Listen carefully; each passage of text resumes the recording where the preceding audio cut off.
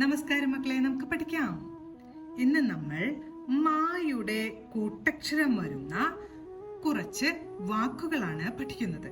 ആദ്യത്തെ വാക്ക് പമ്മി, പമ്മി, പമ്മി.